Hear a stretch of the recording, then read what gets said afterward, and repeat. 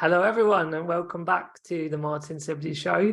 We've got another amazing guest. I only obviously interview amazing guests, and I'm really excited to introduce Jon to you. I've sort of teased out a little bit of how inspired I've been after reading Jon's book, and what better way to share about the book to actually have Jon share about it himself. So that's going to be a really great part in a second.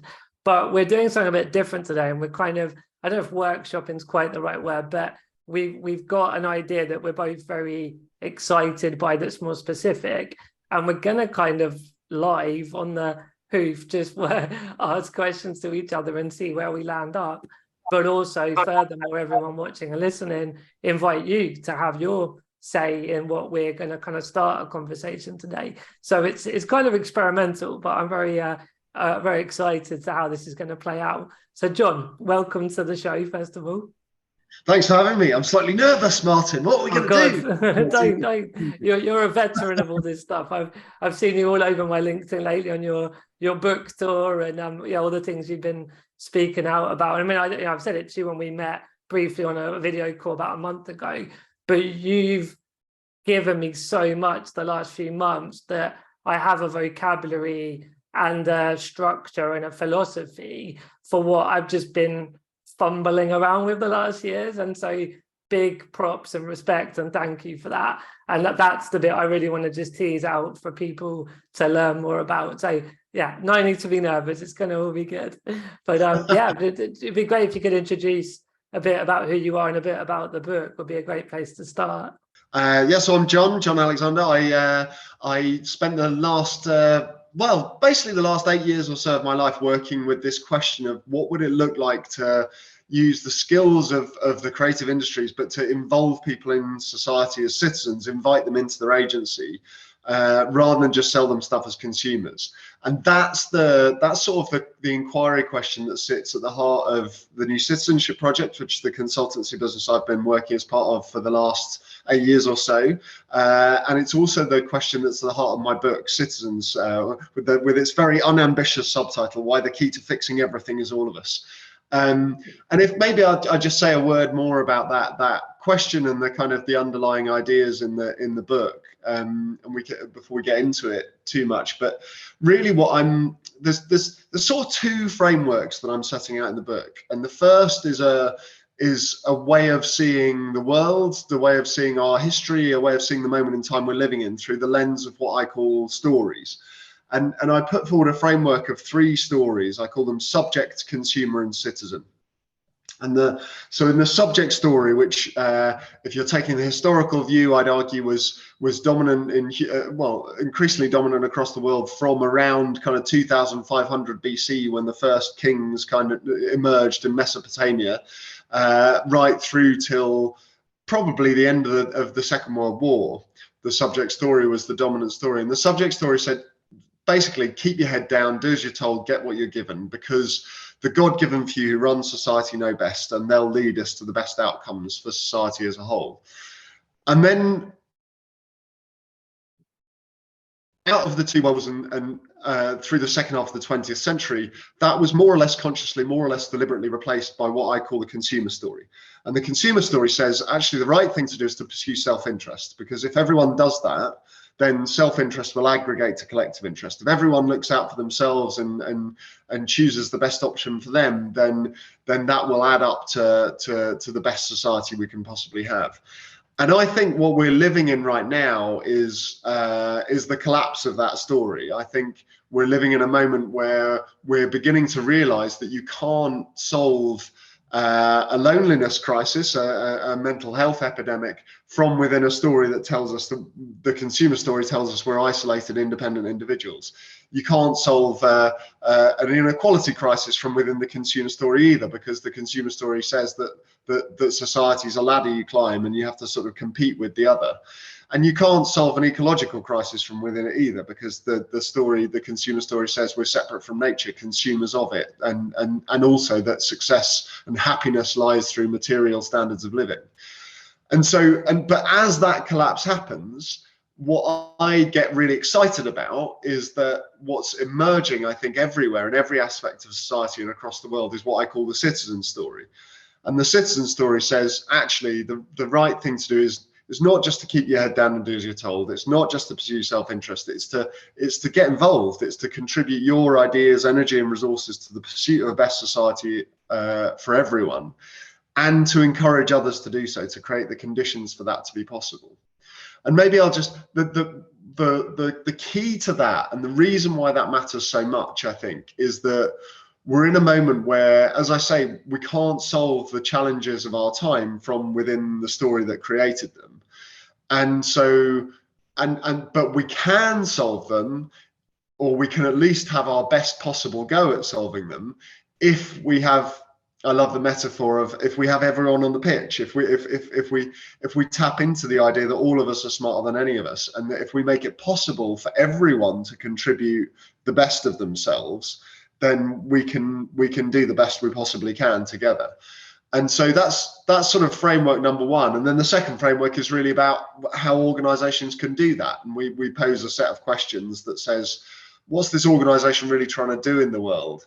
How does it create processes and opportunities for people to get involved in that? And how do you experiment? Because critically, like I think I've already implied, like we don't really know how we're gonna face the challenges of our time. No one can actually define for you what a sustainable society, a fair society, an inclusive society actually looks like, because we don't know.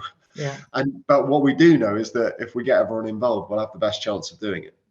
Yeah, thank you for putting that, so everyone watching this and can get the background of the story and your story. And I know there's a lot of rich stuff in the book about your background at being an ad agency, and sort of your personal journey is very powerful, of sort of the ways you've ended up sort of speaking to the things that you are. And I think that the clarity through that 8-year research project, as you described it, is so phenomenal. And I think, even the way you're saying, like, there isn't a kind of, at the end of your book and what you're putting forward, of this is the answer. It's all packaged and shiny and common. Let's do the exact thing that Jon is saying in the book. It's an acknowledgement that we don't know, particularly when we look at how much change there is the last decade or two with technology, and particularly like social media and the cultural consequences of that. But it's just the fact that it's like, we don't know exactly where everything's going, but if everyone's on the pitch, as you say, we've got a better chance of finding the right answers together than just blindly going down through the subject, or more so the consumer story. And I think that the reason that your book so deeply impacted me is I've sort of been going along, and I'm a disabled person, and my career has been very much about disability inclusion, and the sort of banner of disability rights has been nothing about us without us. And so that already speaks to a lot of what you're saying. But I think something that I've felt more recently is that when I'm just turning up to work and I've got my hat on of disability inclusion, part of the problem, or the downside of that, is that we're creating, without meaning to, a segregation or an exclusionary narrative, because there are specific barriers disabled people face, and there are solutions that have to be tailored for disabled people. But there's also a lot of the barriers, and a lot of the solutions are what non-disabled people in different ways are facing. And I think it's an interesting dynamic through this whole diversity and inclusion era of, it's great that it's more understood and there's a lot of training around it, but actually, how do we get the levers of power to give everyone that equal opportunity, but where it literally is everyone making those decisions together? And I think that's sort of where the citizen assembly notion really piqued my interest, because it's not all these silos having conversations, but then where's that cohesive, we're all in the world together, we're all in a country together, and we all should understand each other more. It was creating more division in some respects. I could see the assemblies, all the stuff you spoke to is like the bigger picture of policy, and even working with not-for-profits like the National Trust. But within the D&I world, it could really tweak. It's more of a tweak than a revolution, but actually end up with far richer conversations and outcomes. And so that's me just like excitedly sharing lots of thoughts since I've read your book. But I think it's a game changer. No, I mean, and I think before we get into the specific of this idea of an assembly, which I'm really excited to kind of chew with you and see where we might get to, and invite your listeners or watchers into the conversation as well. But just before we get there, I think it is worth really underlining how the different stories have tended to show up in this space, or kind of picking through it a little bit together, because the way I would argue.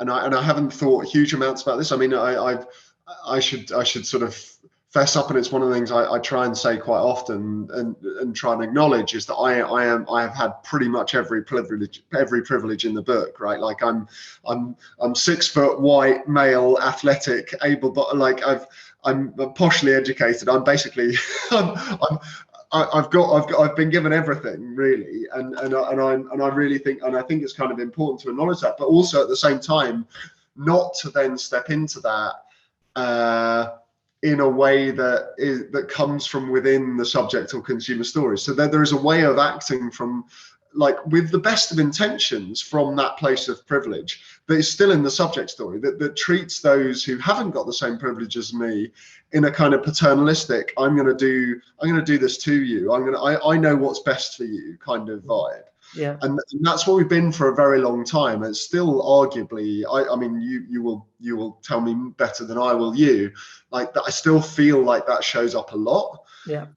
And then you can, and what's better than that is the consumer mode, but which is like, I'll ask what your needs are and then serve you on those needs, and that is better. Like, at least it gives the progress. other, right, like incrementally, but it still creates this kind of us and them thing, which I think is what you're speaking to so powerfully. It's still a kind of, what should, like, the implicit mindset, although it's like, it's sort of, it sounds kind of horrid when you call it out, because we sort of think we're so much moved on from that. But the implicit mindset is still, what can we do for these poor people? Mm-hmm. And it's like, screw that. Like, actually, what I think the citizen mindset is all about is about saying, actually, like, what if we see everyone as having a really valuable contribution to make?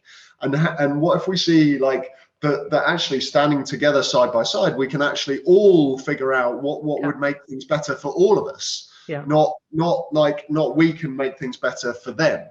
Yeah, exactly. And so I think that's what's so exciting about this way of thinking, and how it shows up a bit in this space, I think. Yeah, and I think, again, there's sort of a bit of that backstory, a bit of that summary, but, you know, for me, the disability inclusion bit, which I think we're gonna point the citizen assembly idea to the disability inclusion movement, because there's a lot of richness that we're going to uncover there. I know it, but it's, for me, the last year or two, there's been this kind of convergence of self-development. Like, I every day try to just, you know, I read a lot of books, and I'm always trying to be a better person, without it sounding a bit trite or cliche, but it ends up, you know, things like gratitude and forgiveness and understanding and compassion. And that's like, whether it's in my work at disability inclusion, whether that's just everyday life in terms of other parts of life. So there's that bit that I've just been kind of working on in the background in my personal development part. And then when you speak to that bigger picture of systems and structures, so as you know, we mentioned it briefly before, but I did economics at uni and then a master's in marketing. And when, I think you mentioned on a podcast you're on about Donut Economics by Kate Raworth. So I read that straight after your book. And it was like, so there's like the bit over there is all my work around disability inclusion. There's the bit over there, which is like politics, business, the kind of behemoths that are a bit hard to tackle. And then there's the bit that I'm just like trying to every day, you know, be that bit better when I turn up.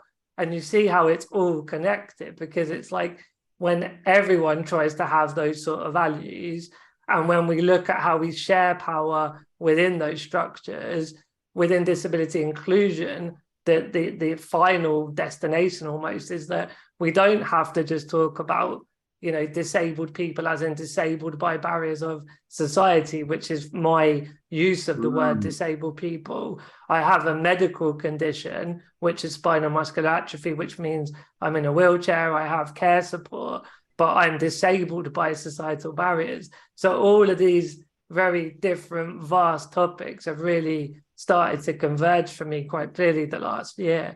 And I think, when you were just sort of speaking to your self-awareness of privilege, like that's where we are now. Like I think there's a lot of understanding historical oppression and discrimination and society having to understand what that all means, but we don't want to spend the next 200 years just like making other groups feeling othered. And that it's your point, it's we're all on the pitch, we're side by side, and not to then get kumbaya and a bit over the top about it. It's a genuine, I do believe everyone can live a fulfilled life and have access to opportunities of their own talents and their own goals in life. And again, this is for me what your book, the vocabulary, the language is allowing us to play around with it and understand it all a lot better. Nice. Yeah, you're making me think as well. I've been doing a bit of work with one or two quite big institutions recently, and there's this funny bit of language that's, well, it's not funny, it's actually horrible, but there's a bit of language that pops up in a lot of places. You've probably come across it. They talk about hard to reach audiences. And it's like, and we had a session the other day where we just said, well, like we got to stop talking about this. So there aren't hard to reach audiences, there are hard to access institutions. And it's like, you've got to flip the lens for these things. They're hard to contribute institutions more importantly. But I mean, ultimately there's a lot of the idea of a citizens assembly. Tell us the idea, unpack it, and then let's see what we're going to do with it. Yeah, exactly. Let's kind of, the philosophy is amazing and the theories are amazing, but it's nice to kind of get a bit applicable, right? We're making real people, you and me, Martin. Exactly. No, I love that. And but what you just said was about flipping on its head, wasn't it? That hard to reach audience, about hard to reach institutions, and about trust and everything. So yeah, I mean, even speaking to that consumer model, disability charities historically were for disabled people, not with and not by disabled people.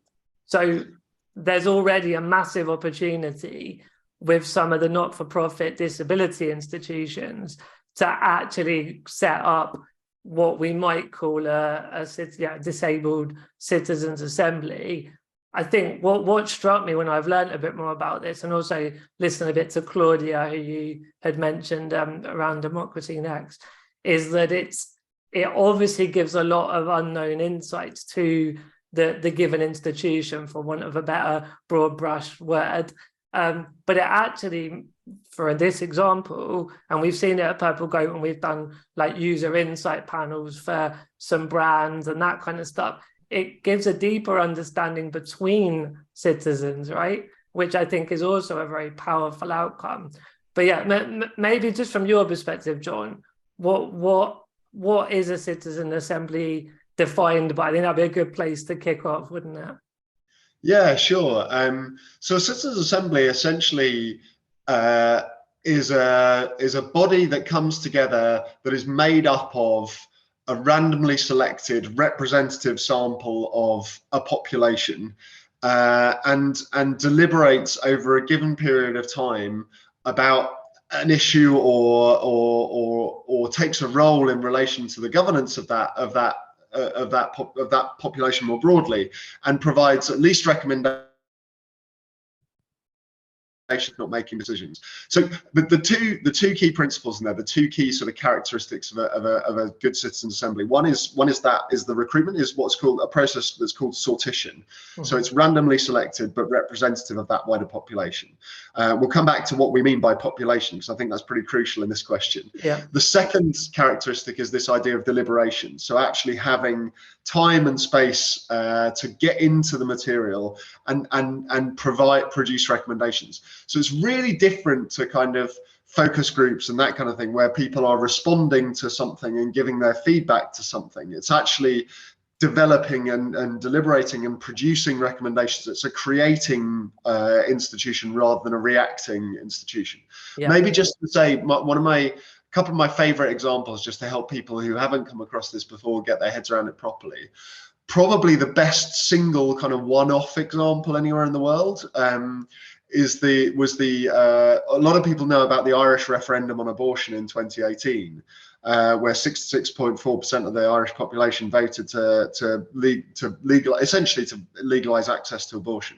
What most people don't know is that the recommendation on the legislative framework was formed by a citizens' assembly. So 99 randomly selected Irish citizens, representative of the national population, brought together for 5 weekends over 5 months to deliberate and form a recommendation as to what the new sort of legislative framework should be. So that's one really good, like, one-off example. The sorts of examples that I think are most exciting anywhere in the world right now are actually slightly different. They're what you might call standing or permanent citizens' assemblies that actually become a kind of an institution or a part of a governance structure in themselves. And this is what Claudia Schvalis, who you just referred to, who's the founding CEO of an organization called Democracy Next, which people should definitely check out. Claudia is particularly a champion of these permanent standing structures because they integrate in and they start to change the whole way governance works rather than just doing a one-off thing. And probably the best example anywhere in the world is in the city of Paris now. There's a standing citizens' assembly as part of the city's governance structure, which is essentially a bit like an upper house, a bit like the Lords to the Commons in UK politics, and where the Citizens' Assembly, again, 100 randomly selected Parisians, representatives of the city population, including refugees and migrants in the calculation, by the way. And they have a remit to hold the elected council to account and publish an annual report on their performance. They can commission up to, I think, 4 issue-based citizens inquiries, again using randomly selected representative samples, if they want to inquire into, say, climate change policy in the city. And they also decide the theme for 100 million euros a year of participatory budgeting, which is then allocated by the citizens directly. Definitely not tokenistic, right? I mean, that's offering real power for real change there. Exactly, and that's the way you put it is absolutely key. It's so far from these sort of little pots of money that are called participatory budgeting and are actually equivalent to sort of 20p in a packet of Maltesers for every person in a city, which is about as far as we've gone in the UK today. and the problem, and I am obviously being facetious, but not by that much, unfortunately. The problem with those sorts of things is that people know when participation is tokenistic. I mean, you know this. I'm sure you could give me a million stories of this, but when it's not really, when meaningful power isn't really on offer, the danger is people sniff it out and then they quite rightly kick back. Yeah.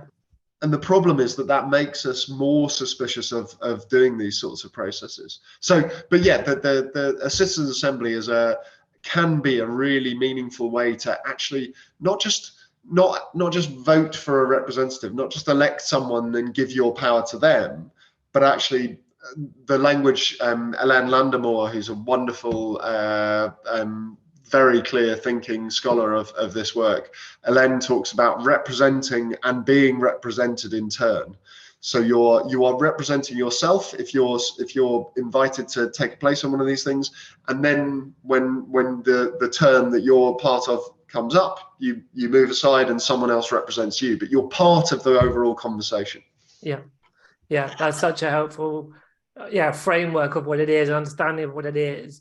So I suppose when I'm thinking around disability, there's an obvious leap to what if the British government said, you know what, like we said earlier, there are specific challenges disabled people face, social care being a pretty obvious one, that could have much better solutions if a larger group of disabled people. But I would also add there's a broader populace, right? Because if you have a disabled child or a disabled parent, like, so even there, that's my point about not only putting disability in too much of an exclusionary box, but at the same point, there's a clear need to focus on that narrative. I think we said before we hit record, like, it's 20% of the UK population have a disability. So we're not talking about tiny, like, number of people here either. It's a large group. So there's a kind of, what if the British government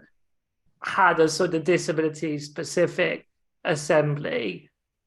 And then I think we can also come back to, if they don't, how could there be a, rogue sort of like, people power version, or maybe it's in tandem with one of the larger not-for-profits. So there's probably two areas to explore in my mind. So if the government did it, and I'm not holding my breath right now, if I'm honest, like what would that look like? What would the sort of broad process be of a government going about doing that and inviting disabled people to shape policy for disabled people? Well, firstly, I think there's a really interesting question about who would be part of that body and how you would apply that principle of representation.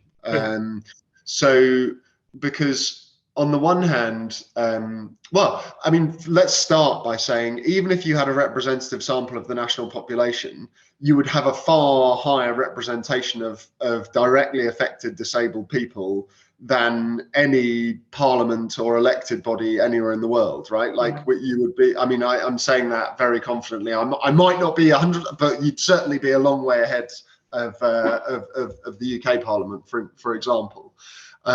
So even just saying representative sample of the population, demographically representative in all ways, including disability, you'd have far more people. 1 in 5 of the people in that room would be directly affected, and as you say, far more would be indirectly affected. I think so. I think there is a question: would you do the whole? Would you do a nationally representative sample, or would you only select from within people who have a disability, or would you go somewhere between? And I think that's a question that should sort of be held and thought about for a while. I mean, just to give a couple of examples, I know that the Irish process, for example, which arguably is a question about women's rights to a large extent, was a nationally representative, so 50% female, 50% male. Mm-hmm. I know that that I think it was the same assembly group, actually, in the same term, they also addressed the challenges to Irish policy of an ageing population, but it was demographically representative across age groups, and that was felt to be a really strong way of having that conversation. That said, I've had various design discussions, haven't managed to actually quite make anything happen as yet, but when I've been in a couple of conversations, particularly a couple of years ago in the aftermath of the Black Lives Matter kind of George Floyd's murder, where we were talking about how these sorts of processes might be brought to bear on issues of race and so on, and saying, well, actually, you probably do need to upweight at least. You might not want to you probably don't want to select only from within non-white communities, but you might want to have more than the nationally representative sample. So I think that's one question, and I think there are good arguments for going different ways on it. The other thing I would say on this, though, is that it doesn't. There's an opportunity to involve more people in the build-up as well. So one of the other very catchy phrases that Alan Landemore uses is she talks about having experts on tap, not experts on top. Mm-hmm. And so the idea of this is that the Citizens Assembly needs to be thought of as the sort of deliberating and recommendation forming group, but not as providing all of the input and all of the expertise by any stretch of the imagination. So actually, like, it might be that making sure that the group of witnesses, so for example, in the Irish process on abortion, there were a significant number of the witness statements to the Assembly came from women who had abortions, and also actually on the other side of the argument as well, from people who had direct experiences that they wanted to speak to. So I think there are various ways to do it, but that would certainly be a consideration. Just to jump in there, John, I'm just going to say that I more clearly saw from what you said that whilst we're talking about what the challenges for disabled people are, like social care, what the potential policy solutions are, actually there's an awareness that social care is a public services are paid for by taxpayers, and so actually to have taxpayers, under a representative sample of taxpayers, understand the level of challenge that some disabled people are going through and have gone through can only be good to educate. And also disabled people that maybe hadn't understood the bigger picture of government and, you know, public services and funding would understand the factors around how money is given. And I think you and I know, you know, there's a personal politic maybe I'm trying to speak to now, that I think there could be a lot more funding put in to make social care sustainable, and there are ways to achieve that.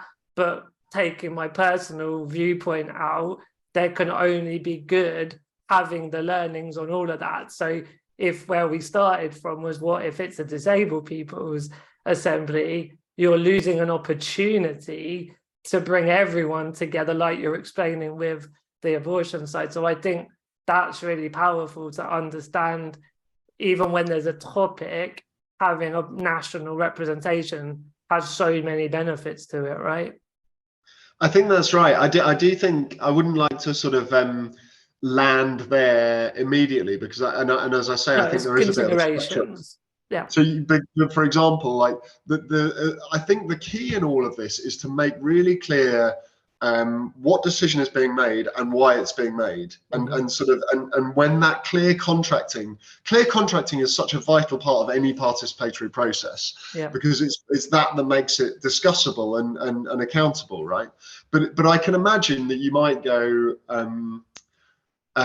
So for example, there is pretty good evidence that that if you're in a minority, if you're in a significant minority, then it's harder to speak up in a process, right? Particularly if you're perceived as being less well off.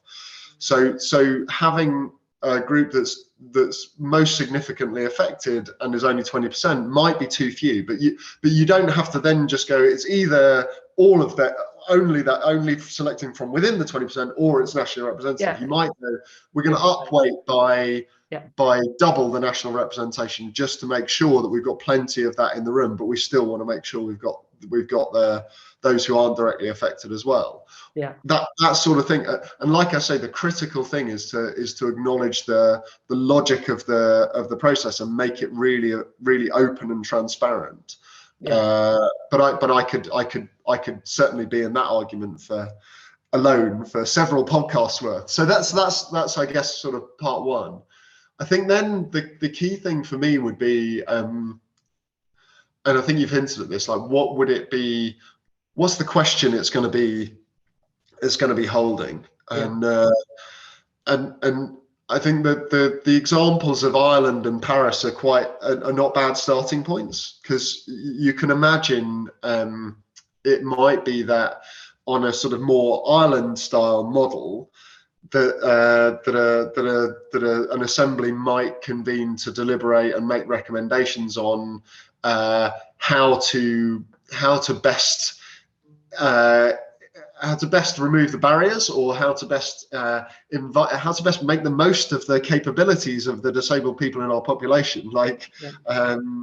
And as you say, maybe those two are sort of the same thing, but actually, I think there's something about, as a framing, kind of maximizing the contribution that people are able to make is a very powerful thing to say. And so on an Irish model, I think you might go down that sort of route of like a set period, sort of 3 or 4 meetings of an assembly to deliberate and make a fixed set of recommendations. The other model, the sort of Paris model, would be to say, so another example, in Brussels now, in the Brussels city region, there's a standing citizens assembly that is focused specifically on climate, but is going to be a standing body that will make recommendations and conduct ongoing sort of citizen-led inquiries into different aspects of the city, all with a climate lens. And you could imagine a standing body with a disability and inclusion lens, right? That would on an ongoing basis sort of take on specific issues and also have a kind of holding to account role. One of like stepping aside briefly from citizen assemblies, only to come back, but I think one of the most creative and powerful policy interventions anywhere in the world in recent decades has been the establishment of the Commissioner for Future Generations in Wales. And this role has the power essentially to kind of hold all Welsh government policy to up to a lens for its impact on future generations and report back and be the voice of future generations in Welsh policy making. And that's a really interesting thing to consider. That and I've been talking to a few people for a while about the idea that actually the next iteration of that might be a citizens assembly playing that role. So I think there are a couple of different roles you could play, and that's staying within the government frame. When you introduce then as you quite rightly do, I think the idea that it might need to come from outside, I think it's really interesting to consider. I mean, you say maybe one of the biggest organizations. I wonder if it could actually kind of pool resources from many different disability related institutions, including those but others as well, and others as well, actually have a remit, yes, to make recommendations about government policy, but perhaps also to make recommendations and to review those, to be part of the review process and the governance of those organizations themselves. That's really interesting. I was thinking back to the sort of 70s and 80s disability rights efforts that ultimately led to the legislation, which was the Disability Discrimination Act, was 1995. That sort of been enveloped in the Equality Act more recently, but prior to 95 there was no legislation for the rights of disabled people, and that came from activism. And I know that there's that. Then the challenge was, how do you have a unified voice of what now, and obviously the numbers would have been different one way or another in the 70s, 80s, but now we know there's about 14 million disabled people in the UK, but someone like me in a wheelchair to someone who is blind or someone who's neurodiverse, obviously it's a very different experience and barriers and all the rest of it. So I think that it's almost like that bit of looking at kind of assembly to learn of other disabled people's experience and look at, because I'm sure there'll be a lot of more common barriers. There's a bell curve. I'm getting a bit graphical, a bit theoretical again, but you're going to find things that do affect most of the 14 million disabled people. So that almost could then become the thing of like, okay, government, we're unified as you can be in any sort of group of people, but we've done that bit ourselves, and we know that question 1, 2, and 3 is what is most important, and that could become the mandate for the People's Assembly that then, as you say, has got broader representation, but it's tabling things about disability. And I also just want to say, you and I did no prep on this. Like, we both have I've learned so much through talking with you. And so I want everyone just at this point, like, we didn't know where this was going to land, but it's fascinating how much more clarity I'm getting just by this conversation as well. And I want to add a slightly different caveat to that, which is that I'm thinking about this. When Martin and I were talking about this, we were sort of saying it would be great, and we both love making things real. I am slightly wary that I might be saying things that I don't know enough about as well. So don't bear with me on that front. Caveats all round, but I think exactly. But it is. I think it's only by, I guess I guess maybe if there's a positive to that, like I think we're sort of trying to model a spirit of like how do we figure this out? We don't know. And like, I think both of us would welcome others kind of leading into this and saying, "Oh, you were kind of, that bit was interesting, and what we really need to think about is this." And so, I mean, there are a few other things that I'd chuck into the mix.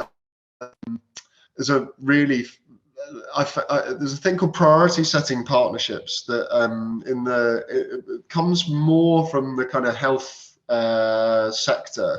But an organisation called the James Lind Alliance has done a lot of work with, and these are great because they sort of draw together people from a wide that can sort of be grouped, but all have sort of quite diverse interests within that as well, and hold the space for them to come to a sort of agreed set of priorities. And I think there might be some methods from that. I know about this in particular from my business partner, co-founder of New Citizenship, Irene Akeshis.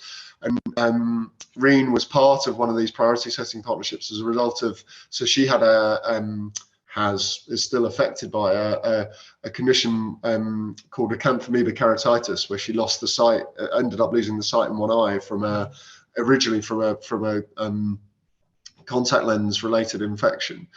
But Irene's, that condition was very rare, but she became part of a priority setting partnership on eye care through the James Lind Alliance. And actually, like the things that she didn't necessarily come out with exactly, she didn't go into it, she didn't get everything, she didn't sort of come out having won the list of priorities. That wasn't how she saw it. The process was one of bringing a voice into that space and ensuring that the kind of the rare condition that she had, but also that the associated conditions had a representation in that, and it was more alive to the consequences of something like that.